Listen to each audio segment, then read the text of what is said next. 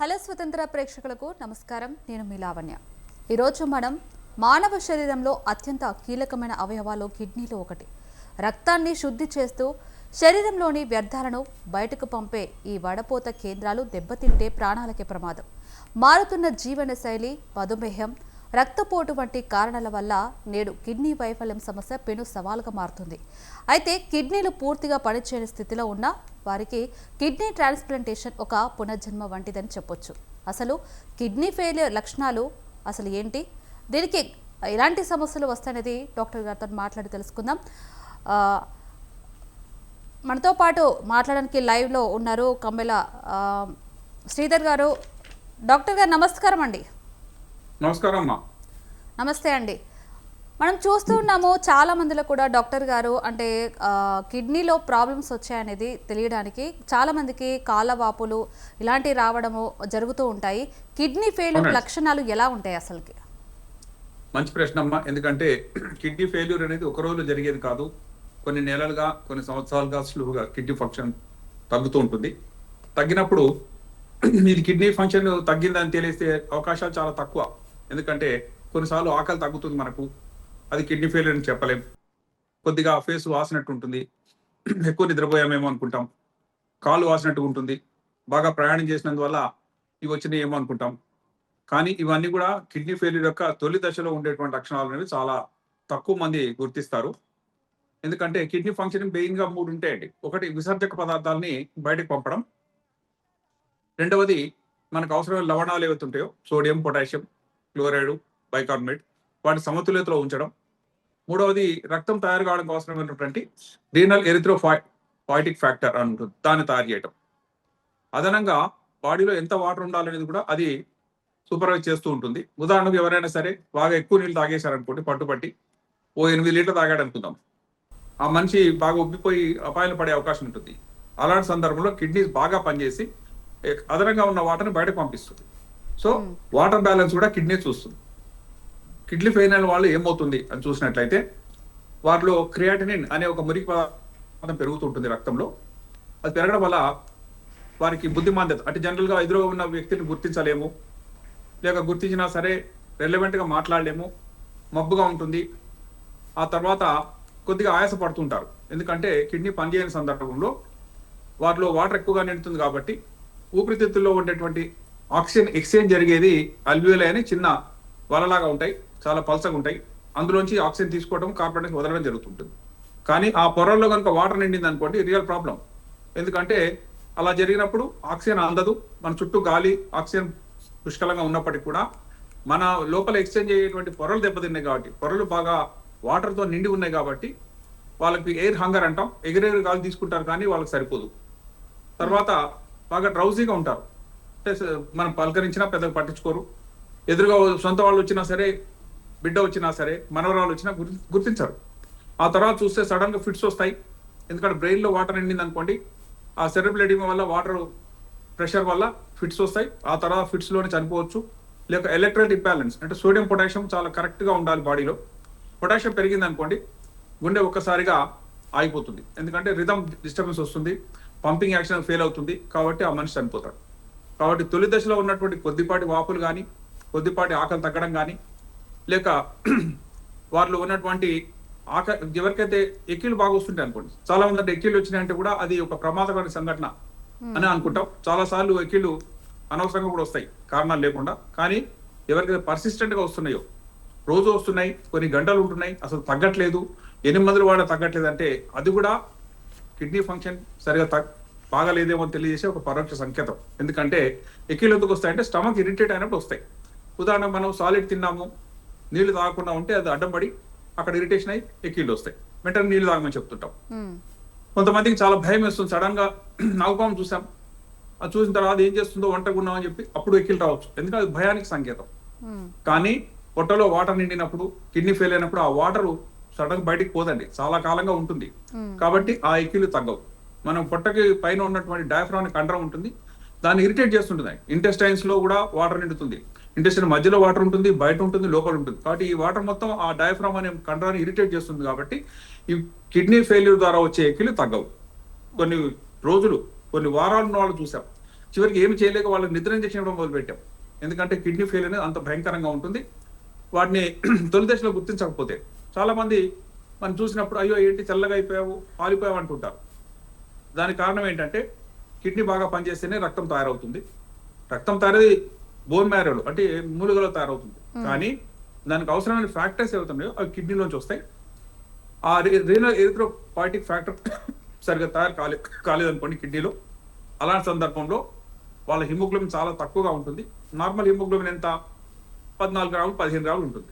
కానీ kidney fail అయిన వాళ్ళలో 5 గ్రాములు 4 గ్రాములు 3 గ్రాములు వాళ్ళని చూస్తుంటే టోటల్ గా వైట్ పేపర్ చూసినట్టు ఉంటారు మనుషులు. అంటే కలర్ ఉండదు, టోటల్ గా పాలిపోయి ఉంటుంది. కళ్ళ కింద ఉన్నటువంటి ట్రిప్పని కొంచెం కిందికి తీసి డాక్టర్స్ చూస్తుంటారు. ఎందుకంటే అక్కడ ఉండే క్యాపిలరీస్ ఏమవుతున్నాయో బ్లడ్ వెసల్స్ ఉన్నాయో చాలా ట్రాన్స్పరెంట్ గా ఉంటాయి, లోపల విషయాన్ని కరెక్ట్ గా తెలియజేస్తాయి. కాబట్టి అక్కడ పింక్ గా ఉంటే బాగున్నట్టు, అక్కడ పాలిపోయినట్టు తెల్లగా ఉంటే హిమోగ్లోబిన్ తక్కువగా ఉన్నట్టు, వాళ్ళకి అర్జెంట్ గా ట్రీట్మెంట్ ఇవ్వాలి. లేని పక్షంలో ఏమవుతుందంటే హిమోగ్లోబిన్ తగ్గడం వల్ల మన బ్లడ్ వాల్యూమ్ పెరిగిపోతుంది. ఆ వాల్యూమ్ విపరీత హైపర్టెన్షన్ వస్తుంది. హైపర్టెన్షన్ వల్ల బ్రెయిన్ లో రక్తనాళాలు చిట్లుతాయి, తర్వాత స్ట్రోక్ వస్తుంది, చనిపోతారు. డాక్టర్ గారు కిడ్నీలు సరిగ్గా పనిచేయకపోతే శరీరంలోని ఇతర అవయవాలపై ఎలాంటి ప్రభావం ఉంటుంది? వచ్చే కాంప్లికేషన్స్ ఏంటి? మంచి ప్రశ్న అమ్మ. ఎందుకంటే కిడ్నీ పనిచేయలేదంటే కిడ్నీ ఒకటి ఏదో చిన్నగా ఏమైనా దెబ్బ ఉంటుంది అనుకుంటాం. కానీ ప్రతి అవయవాన్ని, శరీరంలో ప్రతి అణువును కూడా కంట్రోల్ చేస్తుంది కిడ్నీయే. చాలా మందికి హార్ట్ అంటే చాలా ఇంపార్టెంట్, అది గుండె కొట్టుకుంటుంది, అమ్మ గుండె కొట్టుకోకపోతే చచ్చిపోతాము, హార్ట్ అటాక్ వస్తే మనుషులు డేంజర్లో పడతారు అనుకుంటారు. ఎందుకంటే అక్కడ ఒక ఈవెంట్ ఉంది, గుండె లబ్ డబ్ అని కొడుతుంది, మనం చేయి పెట్టుకుంటే ఛాతి మీద కూడా మనకు తగులుతుంటుంది. నెక్స్ట్ హార్ట్ అటాక్ వచ్చినప్పుడు మనం ఛాతి పైన చేయి పెట్టి కుప్పకూలిపోతుంటాం. బీపీ చూస్తే తక్కువ ఉంటుంది. ఒకసారిగా వాళ్ళు సమస్యలు పడిపోవడం, వారిని హాస్పిటల్ తీసుకెళ్తే వాళ్ళకి స్టెంట్ వేయడమో లేకపోతే ఏదో చెప్తారు. ఇవన్నీ హార్ట్ గురించి అందరికీ తెలిసినవి. కిడ్నీ ఫెయిల్ అయిన వాళ్ళు కిడ్నీ వైపు చేయి పట్టుకోరు, కిడ్నీలో నొప్పి రాదు. కిడ్నీ సమస్య అనే విషయం తెలియకుండా వారి యొక్క లక్షణాలు ఉంటాయి. మనిషి ఆయాసపడుతుంటే కిడ్నీ ఫెయిల్ అని ఎలా అనుకుంటాం? మనిషి డ్రౌజీగా అయిపోతే కిడ్నీ ఫెయిల్ అనుకుంటామా? అన్నం తినకపోతే కిడ్నీ ఫెయిల్ అనుకుంటామా? ఫిట్స్ వస్తే ఏమైందో బ్రెయిన్ లో ప్రాబ్లం ఉంటుంది కానీ కిడ్నీ అనుకుంటామా? కాబట్టి కిడ్నీ ఫెయిల్యూర్ అనేది చాలా కన్ఫ్యూజింగ్ సిమ్టమ్స్. అన్ని వ్యవస్థ సంబంధించిన సిమ్టమ్స్ ఉంటాయి, కానీ అవన్నీ మూల కారణం కిడ్నీ అని తెలియడానికి చాలా టైం పడుతుంది. అందుకే యాన్యువల్ చెకప్ అని చెప్పారు. యాన్యువల్ చెకప్ అంటే ఏంటి? దాంట్లో చేసే టెస్ట్లలో కిడ్నీ ఫంక్షన్ క్రియాటినిన్ అని ఉంటుంది, సీరం క్రియాటినిన్. అది నార్మల్ గా 1 మిలిగ్రామ్ ఉండాలి. కిడ్నీ ఫెయిల్ అవుతే 10 మిలిగ్రామ్ దగ్గర ఉంటుంది. కాబట్టి అది మధ్యదారిలో 5 మిలిగ్రామ్ ఉందనుకోండి, అప్పుడు కూడా కొంతవరకు కిడ్నీ ఫెయిల్యూరే, కానీ మనకి లక్షణాలు ఉండవు. ఎప్పుడైతే 7 మిలిగ్రామ్ 8 మిలిగ్రామ్ అయినప్పుడు అప్పుడు రియల్ ప్రాబ్లమ్స్, విపరీతమైన వాంతులు వస్తుంటాయి. వాంతులు ఎందుకు వస్తున్నాయి అంటే మన శరీరంలో మురికి పదార్థాలు ఎక్కువగా నిండడం వల్ల, క్రియాటినిన్ పెరగడం వల్ల. ఉదాహరణకు మనం ఇల్లు ఊడ్చుకోలేదు అనుకోండి, కిడ్నీ పనిచేస్తుంది, ఇల్లు రోజు ఊడుస్తుంది అనుకుందాం. మన శరీరం అనేది ఒక రూమ్ అయితే కిడ్నీ దానికి ఒక చీపురు. ఆ చీపురుతో ఊడకపోతే ఒక 10 రోజుల తర్వాత మన ఇంటికి వస్తే వాసన వస్తుంటుంది, రకరకాల క్రిములు చనిపోయింటాయి, అందులోకి వెళ్తే వాంతులు వస్తుంటాయి. ఎగ్జాక్ట్లీ మనం కూడా వాంతులు ఎందుకు వస్తున్నాయి అంటే మన శరీరంలో మురికి పదార్థం పేరుకుపోయింది, రోజువారీ దాన్ని క్లీన్ చేయలేదు, గంటకి దాన్ని క్లీన్ చేయలేదు. కిడ్నీ ఏం చేస్తుంది? ప్రతి క్షణము పనిచేస్తుందండి. మన నిద్రపోయినా పనిచేస్తుంది, మన ఇరునా పనిచేస్తుంది, మన అసలు పట్టించుకోకపోయినా అది పనిచేస్తుంది. తల్లి గర్భంలో ఉన్నటువంటి 3వ నెల నుంచి పనిచేస్తూ చివరి రోజు వరకు కూడా, చనిపోయే వరకు కూడా పనిచేస్తున్నటువంటి చాలా నిశ్శబ్దంగా పనిచేస్తున్న అవయవమే కిడ్నీ. కాబట్టి దాని లక్షణాలు తొలి దశలో గుర్తించుకోలేము. కిడ్నీ ఫెయిల్ అయిన తర్వాత కొన్ని వారాల వరకు పేషెంట్ బాగానే ఉంటాడండి. చాలాసార్లు ఏమవుతుంది, వాడు వచ్చిన సిమ్టమ్స్ తో మేము కిడ్నీ ఫంక్షన్ టెస్ట్ చేస్తే కిడ్నీ ఫెయిల్ అయిందని వస్తుంది, క్రియాటినిన్ అనేది 10 మిలిగ్రామ్ వచ్చేసింది. కానీ పేషెంట్ బాగానే తిరుగుతుంటాడు, బాగానే మాట్లాడుతుంటాడు, మనం చెప్పిన దాన్ని ఒప్పుకోడు, మనం ప్రతిఘటిస్తూ ఉంటాడు. నాకెందుకు కిడ్నీ ఫెయిల్ అయింది, మీ క్రియాటినిన్ రీడింగ్ తప్పుగా వచ్చింది, నేను బాగానే నడవగలుగుతున్నా, బాగానే తిరగలుగుతాను అనుకుంటాడు. కానీ క్రియాటినిన్ పెరిగి పెరిగి చివరికి ఎప్పుడైతే హార్ట్ ఫెయిల్ అవుతుందో అప్పుడు మాత్రమే సడన్ కొలాప్స్ ఉంటుంది. 6 నుంచి 8 వారాల మధ్యలో ఆ వ్యక్తిని ఏం ట్రీట్మెంట్ చేయకపోతే ఆ మనిషి చనిపోతాడు. ఆ 6 to 8 weeks టైంలో ప్రతి ఒక్క డాక్టర్ని అతను విమర్శిస్తుంటాడండి. ఆ తిరిగే క్రమంలో ఈ హాస్పిటల్ వదిలేసి ఆ హాస్పిటల్కి, అక్కడ అది చెప్తే ఇంకో హాస్పిటల్ వెళ్తూ తిరుగుతుంటారు తప్పితే అతను ఒక చోట ఆగి కిడ్నీ ఫెయిల్ అయిందని అంటారు, ఎందుకు అయింది, మరి దీని ట్రీట్మెంట్ తీసుకుందామా లేదా అని ఆలోచించే శక్తి ఆ టైంలో ఉండదు. ఎందుకంటే బుద్ధి కూడా మనకి చూపింది. డాక్టర్ గారు, మన కిడ్నీలు ఆరోగ్యంగా ఉన్నాయా లేదా అని తెలుసుకోవడానికి ఇంట్లోనే గుర్తించదగ్గ సంకేతాలు ఉన్నాయా? ఒకవేళ వైద్యపరంగా ఎలాంటి పరీక్షల ద్వారా ఇది తెలుస్తుందంటారు?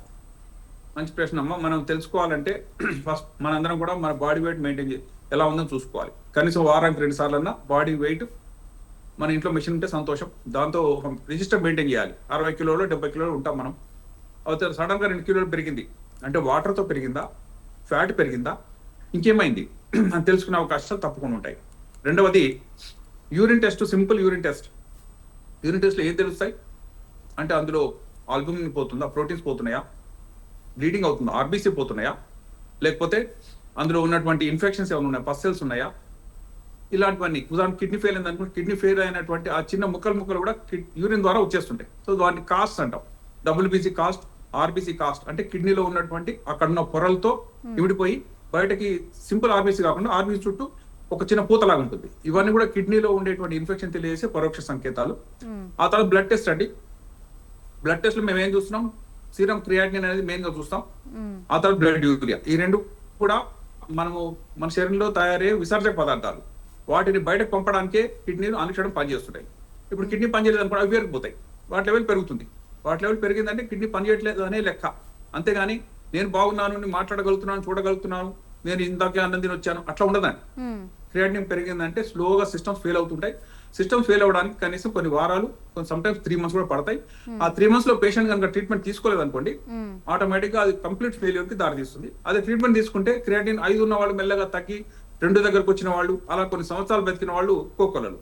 అసలు కిడ్నీ ట్రీట్మెంటే దానికి. క్రియాటినిన్ పెరగకుండా ఏం చేయాలి, కిడ్నీ ఫంక్షన్ తగ్గకుండా ఏం చేయాలి, ఫంక్షన్ లాస్ అయితే దాన్ని రిటర్న్ ఎలా తీసుకురావాలి, వారికి ఉన్న డైట్ ప్రికాషన్స్ ఏంటి, వారికి ఉన్న ఇతర రిస్క్ ఫ్యాక్టర్స్ ఏంటి, వారు తీసుకోవాల్సిన ఆహార నియమాలు ఏంటి, ఇవన్నీ చెప్పాలండి. ఇవన్నీ కరెక్ట్ గా చెప్తే కిడ్నీ ఫెయిల్యూర్ నుంచి కొంతవరకు కాపాడొచ్చు. టోటల్ గా ఫెయిల్ అయింది అనుకోమ్మా, ఇక మనం ఎండ్ స్టేజ్ లో వచ్చాడు, మనం ఏం చేయలేని పరిస్థితులు ఉన్నామంటే అప్పుడు అర్జెంట్ గా అతనికి డయాలసిస్ చేస్తాం. డయాలసిస్ అంటే రక్తాన్ని వడబోయడం అనే కార్యక్రమం. కిడ్నీ లోపల వడబోస్తుంది, మనకు తెలియకుండానే చేస్తుంది. కానీ ఎప్పుడైతే అది ఫెయిల్ అయిందో ఆ వడబోసే మెషిన్ బయట పెట్టుకున్నాం, దాన్ని డయాలసిస్ మెషిన్ అంటారు. మన రక్తాన్ని కొంత అంచెలంచెలుగా కొంత దానికి పంపితే అక్కడ ఫిల్టర్ చేసి మళ్ళీ మన బాడీ లెఫ్ట్ సైడ్ నుంచి బ్లడ్ తీసుకెళ్లి మెషిన్లో పెడతాం, రైట్ సైడ్ లో తీసుకొచ్చి దాన్ని వదిలేస్తాం, మళ్ళీ ఆ రైట్ హ్యాండ్ లోకి ఎక్కిస్తున్నాం. ఇలా ఎక్కియడం ద్వారా స్లోగా సైకిల్స్ అంటారు. మనకు 5 liters బ్లడ్ ఉంది అనుకోండి, 5 liters అందులో పంపలేము, 500 ml పంపడం, అది ప్యూరిఫై అయినాక మళ్ళీ రిటర్న్ వస్తుంది, మళ్ళీ కొత్తగా 500 పంపడం. అలా 4-5 సైకిల్ చేస్తే క్రియాటినిన్ 8 ఉన్న వాళ్ళకి కూడా మెల్లగా 2 mg రావచ్చు. అలా వచ్చినాక అతన్ని 6 hours జరుగుతుందండి. తర్వాత ఇంటికి పంపించేస్తాం. వారానికి 2 లేక 3 సార్లు రమ్మంటాం. ఎందుకంటే మన కిడ్నీస్ ఎల్లప్పుడు పనిచేసిన వాడికి మనకి పెద్దగా దాని గౌరవమే లేదు. కానీ ఫెయిల్ అయినప్పుడు కిడ్నీ చేసే పనిని బయట మెషిన్ చేయడం అనేది ఎల్లప్పుడూ మెషిన్ కత్తుకొని మనం ఉండలేము. కాబట్టి 6 గంటల్లో చాలా ఫాస్ట్ గా ఎంత చేయగలదో అంత చేసేసి పేషెంట్ ఇంటికి పంపిస్తాం. మళ్ళీ 3rd day రమ్మంటాం. ఎందుకంటే 3 days లో మళ్ళీ క్రియాటినిన్ పెరుగుతుంది, మళ్ళీ అవే కాంప్లికేషన్స్ వస్తాయి. కాబట్టి ఎవ్రీ 3rd day చేసుకుంటూ వెళ్తే కొన్ని నెలలు, సంవత్సరాలు బాగానే ఉంటారు. కానీ మెజారిటీ పేషెంట్స్ ఏమవుతారంటే ఇలా ఎల్లప్పుడు ఎంతకాలం చేసుకోవాలి, మరి ఈ జీవితం అంతా చేయాలంటే నాకు ఈ జీవితం ఇష్టం లేదు, ఏదైనా సరే ఒక డెఫినెటివ్ పర్మనెంట్ సొల్యూషన్ చూడండి అన్నప్పుడు వచ్చిందే కిడ్నీ ట్రాన్స్ప్లాంట్. అంటే కిడ్నీస్ ఫెయిల్ అయిన కాబట్టి ఆయన డయాలసిస్ చేస్తున్నాం. మరి కొత్త కిడ్నీ ఆయనకు అమర్చితే ఆ డయాలసిస్ లేకుండా పోతుంది. అతనిలో ఫెయిల్ అయిన 2 కిడ్నీస్ ముట్టుకోకుండా వాటిని బయటకి తీయకుండా అదనంగా ఒక కిడ్నీ అతనిలో అమర్చుతున్నాం. అంటే కిడ్నీ ట్రాన్స్ప్లాంట్ అయిన వాళ్ళకి 3 కిడ్నీస్ ఉంటాయి. అతను ఒరిజినల్ కిడ్నీస్ చనిపోయి ఉంటాయి కాబట్టి, అంటే డెడ్ అయి ఉంటాయి లేక బర్న్ అవుట్ అయింది కాబట్టి వాటి గురించి మేము పట్టించుకోము ఎక్కువ. ఓకే డాక్టర్ గారు, మీరు చెప్పినట్టుగానే కిడ్నీ ఫెయిల్ అయిన వారికి అందుబాటులో ఉన్న చికిత్సా పద్ధతుల గురించి చెప్పారు. డయాలసిస్ మరియు ట్రాన్స్ప్లాంటేషన్ మధ్య ఉన్న తేడాలు ఏంటంటారు? డయాలసిస్ అనేది ఒక టెంపరీ ఆప్షన్. మనిషిని 3 రోజులు బ్రతికించడానికి అవసరమైనటువంటి ఒక ఫిల్టరింగ్ యాక్టివిటీ.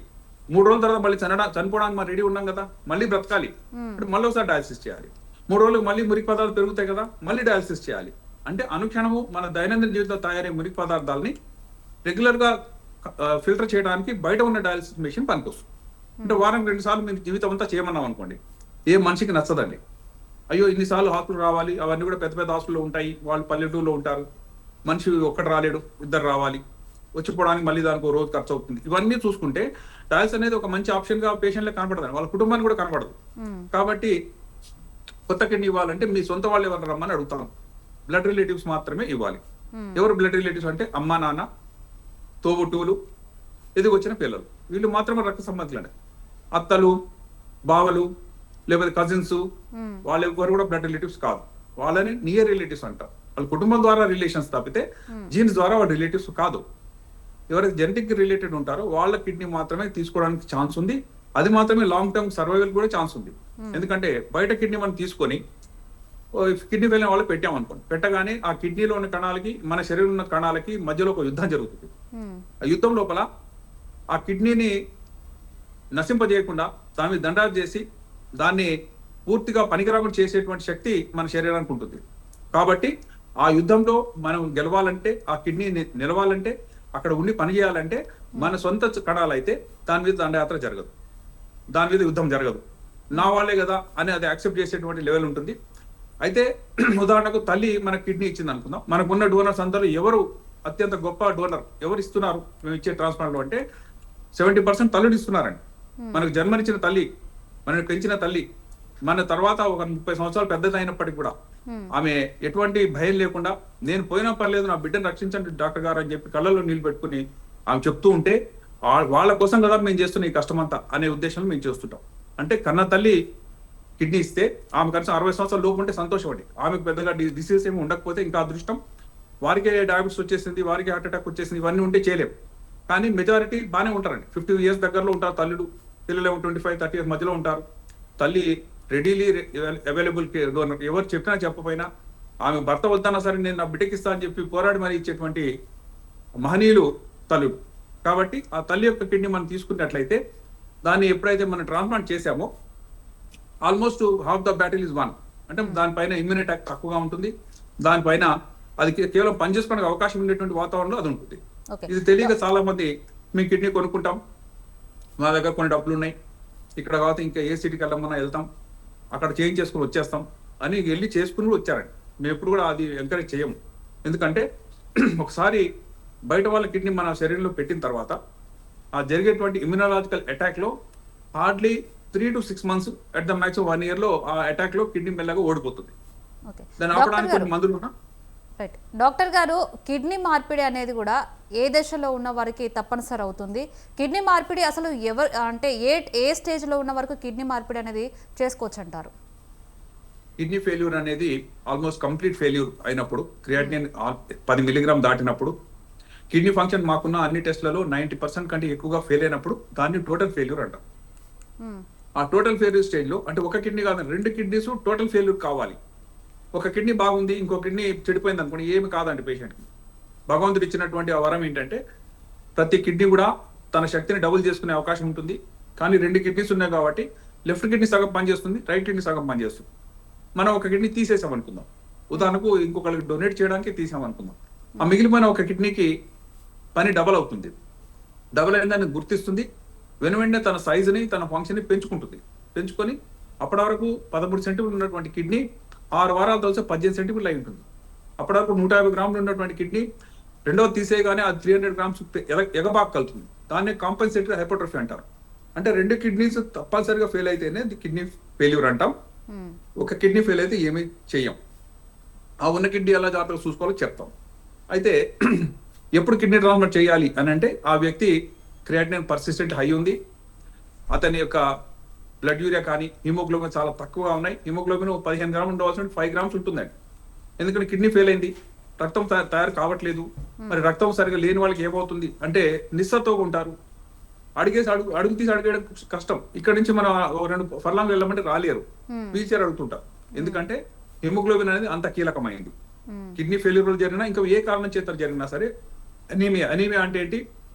రక్తహీనత. ప్రెగ్నెంట్ లేడీ కనుక రక్తహీనత ఉంటే బిడ్డకు అపాయం, తల్లి కూడా అపాయం. మన దేశంలో 70% లేడీస్ కి రక్తం చాలా తక్కువగా ఉందని, అందువల్ల వారికి ఇచ్చే ప్రతి టాబ్లెట్ లో ఐరన్ లో కల్పించేస్తున్నారండి. తద్వారా కనీసం హిమోగ్లోబిన్ 10 grams పైన ఉంటే మనిషి కొంచెం సేఫ్ ఉంటాడు. కాబట్టి ఎవరికైతే టోటల్ కిడ్నీ ఫెయిల్యూర్ అయిందో వాళ్ళకి మాత్రమే కిడ్నీ ట్రాన్స్ప్లాంట్ చేస్తాం. ఉదాహరణకు క్రియాటినిన్ అనేది 5 mg దగ్గర ఉంది, అది పార్షియల్ కిడ్నీ ఫెయిల్యూర్. అలాంటి టైంలో కిడ్నీ ట్రాన్స్ప్లాంట్ చెయ్యం. ఎందుకంటే 5 mg ఉన్నది ఎట్లాగైనా తగ్గించి మళ్ళీ 2 mg చేయడానికి ట్రై చేసే పద్ధతులు ఉంటాయి, మందులు ఉంటాయి. డయాలసిస్ లేకుండానే వాళ్ళని మేనేజ్ చేసే అవకాశం ఉంటుంది. కానీ ఇవన్నిటిని మించి ఈ ట్రీట్మెంట్ ఇచ్చినా సరే తట్టుకోని ట్రీట్మెంట్ సరిగా లేక ట్రీట్మెంట్ తీసుకోక కానీ, ట్రీట్మెంట్ అఫోర్డ్ చేయలేక కానీ, ట్రీట్మెంట్ ఇచ్చినా సరే బాడీ రెస్పాండ్ కాకుంటే అప్పుడు క్రియాటినిన్ పెరిగిపోతుంది. డాక్టర్ గారు, కిడ్నీ మార్పిడి జరిగిన తర్వాత దాతకు భవిష్యత్తులో ఏవైనా ఆరోగ్య సమస్యలు వచ్చే అవకాశం ఉందంటారా కిడ్నీ మార్పిడి తర్వాత? మంచి ప్రశ్న అడిగారమ్మా. ఎందుకంటే కిడ్నీ ట్రాన్స్ప్లాంట్ అయిన తర్వాత వాళ్ళు అందరిలాంటి జీవితం గడపచ్చు అని మేము కొంతవరకు చెప్పినా, వారి లోపల ఆ కిడ్నీ యొక్క ఫంక్షన్ ని పెంచడానికి, దాని మీద రిజెక్ట్ కాకుండా ఉండడానికి మందులు వాడుతుంటాం. వాటిని ఇమ్యూనో సప్రెషన్ అంటాం. అంటే మన రక్షణ వ్యవస్థను మనమే తగ్గించుకుంటాం. తగ్గించినప్పుడు మామూలు ఇన్ఫెక్షన్ కూడా చాలా ఉధృతమైన ఇన్ఫెక్షన్ పరిణమించే అవకాశం ఉంటుంది. మనం కామన్ కోల్డ్ వస్తే మనం మందులు వేసుకోమండి, ఎవరు ఇష్టం ఉంటే వేసుకుంటాం, లేకపోతే లేదు, అది తగ్గిపోతుంది. కానీ కిడ్నీ ట్రాన్స్ప్లాంట్ రెసిపియంట్లు ఎవరైతే చిరుసరి దగ్గు వచ్చినా జలుబు వచ్చినా సరే వాళ్ళు మెల్లగా సివియర్ ఇన్ఫెక్షన్ దారితీసి ఆల్మోస్ట్ వాళ్ళ లోపల లంగ్ ఇన్ఫెక్షన్స్ అయ్యి న్యూమోనియా వచ్చిన అవకాశాలు ఉంటాయి. అందువల్లనే వీళ్ళు గుంపుల్లో వెళ్ళరాదు, ఎల్లప్పుడూ మాస్క్ వేసుకుని ఉండాలి. ఎందుకంటే most common infections are respiratory, వాటి వల్లనే లంగ్స్ ఇన్ఫెక్షన్ వస్తుంది, డ్రాప్లెట్ ద్వారా వస్తుంది. మన చుట్టూ ఉన్న వాళ్ళు ఎవరు తగ్గుతున్నారు, ఎవరికి ఇన్ఫెక్షన్ మనకి కనిపెట్టలేము. కాబట్టి ఒక మాస్క్ వేసుకోవడం కంపల్సరీ. అందరిలాగా జాతరలకు వెళ్ళటము, ఎగ్జిబిషన్కి వెళ్ళడం చేయరాదు. వారికి ఉన్నటువంటి పదార్థాలు కానీ వారి రూమ్ కానీ స్పెషల్గా ఉండాలి, అత్యంత క్లీన్ వాతావరణం ఉండాలి.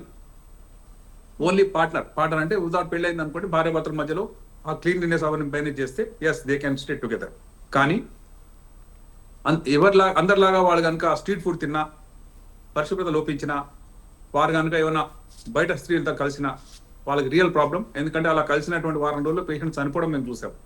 ఎంతో కష్టపడి ఒకరి త్యాగం ద్వారా వచ్చిన కిడ్నీ, 25 మంది స్పెషలిస్ట్ ద్వారా చేసిన ట్రాన్స్ప్లాంట్, వారిలో జీవించి ఉండాలని, అది కనీసం 20-30 సంవత్సరాలు వారికి సేవ చేయాలని ఆశపడి చేసినటువంటి ట్రాన్స్ప్లాంట్ ని వీరు ఆశామాషగా తీసుకొని ఆ కిడ్నీ ఫెయిల్యూర్ కి కారణమైనటువంటి పేషెంట్స్ చాలా మంది ఉన్నారు. అందుకే వాళ్ళ జీవితం అంతా కూడా ఒక గాజు గదిలో ఉన్నట్టుగానే ఉంటుంది. వారు జీవితం అంతా మందులు వాడాలి, యాంటీ రిజెక్షన్ ట్రీట్మెంట్ అంట, రిజెక్ట్ కాకుండా ఉండడానికి. నేను చేసిన ట్రాన్స్ప్లాంట్ లో ఆల్మోస్ట్ 28 ఇయర్స్ 29 ఇయర్స్ వరకు ఉన్న వాళ్ళు కూడా ఉన్నారు. వాళ్ళందరూ కూడా సరి అయినటువంటి జాగ్రత్తలు పాటించి వారి యొక్క కిడ్నీ ట్రాన్స్ప్లాంట్ యొక్క విలువని గ్రహించి చేసినటువంటి వారి ప్రయత్నం. అలా కాని వాళ్ళు కొంతమంది పోయారండి మధ్యలో, దానికి మేమేం చేయలేము. ఎందుకంటే ప్రభుత్వం కూడా నెలకు 5 నుంచి 6 వేల రూపాయలు ఖర్చు వచ్చే మందుల్ని ఫ్రీగా ఇస్తున్నారు. అయ్యా మీరు ట్రాన్స్ప్లాంట్ చేసుకున్నారు, మీకు మందులు మేము ఫ్రీగా ఇస్తాం, మిగతా ప్రికాషన్స్ డాక్టర్ చెప్పినట్టు ఫాలో కండి. మీరు అలా ఉంటే 15 నుంచి 20 సంవత్సరాలు ఈజీగా జీవించే అవకాశం ఉంది సొంత వాళ్ళు ఇస్తే. అదే బయట వాళ్ళ దగ్గర తీసుకునే కిడ్నీ ర్యాకెట్స్ ఉన్నాయి, శ్రీలంకనో ఇంకెక్కడో తీసుకెళ్లి ఆపరేషన్ చేసి తీసుకొచ్చేటువంటి ఆ గుంపులో చేసుకున్న వాళ్ళకు 6 నెలల్లో కిడ్నీ ఫెయిల్ అవుతుంది.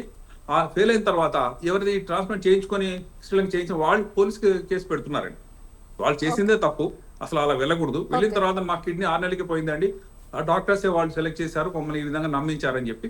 అందుకే నేను చెప్పేది, ఎవరు కూడా బయట చోటు వెళ్ళడము, ఇంకొకరి దగ్గర కొనుక్కోవటము, మన సొంత వాళ్ళు కాని వాళ్ళ దగ్గర కిడ్నీ తీసుకోవడం అనేది అత్యంత దండగ వ్యవహారం.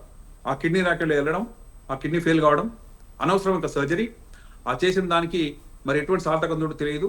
అందుకే క్వాలిఫైడ్ పర్సన్స్ ఎవరున్నా సరే, మేమందరం క్వాలిఫైడ్ పర్సన్. మేము బయట వాళ్ళు ఎవరు కిడ్నీ ట్రాన్స్ప్లాంట్ చేస్తారా, మా సొంత వాళ్ళు లేరు, మేము ఒకరు తెచ్చుకున్నాము, మా ఇంటి పక్కన రిక్షా కూలర్ ఉన్నాడు అతను తెచ్చుకున్నాం అంటే మేము 80% చెయ్యము.